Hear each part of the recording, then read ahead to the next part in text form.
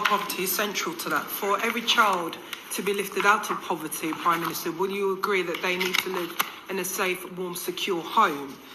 Remember the tragic case of Awab Ishaq, the 2-year-old that died in Rochdale in, frankly, unsuitable, uninhabitable conditions of damp and mould.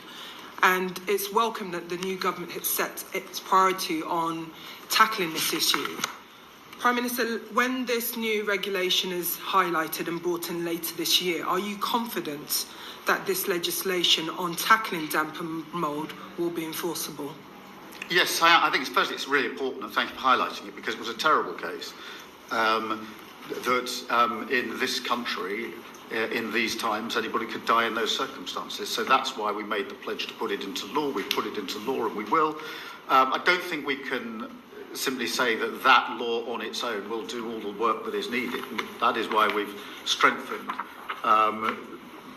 what we've put in place for standards in housing across the board, including checks on landlords to do things like electricity safety checks as well. So yes, I'm confident that it's the right law. Yes, I think it is enforceable and will be enforced. But I don't think in any of these fields to do with either housing or poverty, there's one silver bullet that solves all the problems.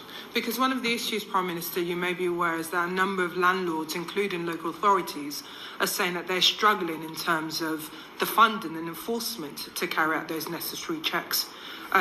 We've heard that the courts, we know that there's a backlog in the courts in terms of residents bringing forward those cases. So just coming back to that enforceability, Prime Minister, as a lawyer, you know, for anything to be enforceable, it has to have the right protection around it.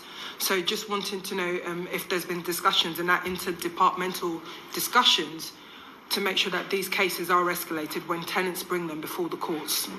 Yes, there have been. And one of the ways in which I've set up the work of government is to have key ministers on key commitments reporting in to me for a stocktake on a regular basis, where we go through progress, what measures are in place, etc. And housing, as you would expect, is one of those. There are 6 areas where we have these regular stocktakes, and housing is one of them. So the Deputy Prime Minister and her team come into number 10. We have a session where we go through a number of different issues, but decent standards and housing and enforceability is among them. Okay. She asked the questions, and the Prime Minister answered. So, how did it take him so long to go round and round to answer simple questions? Let's watch together and hear him.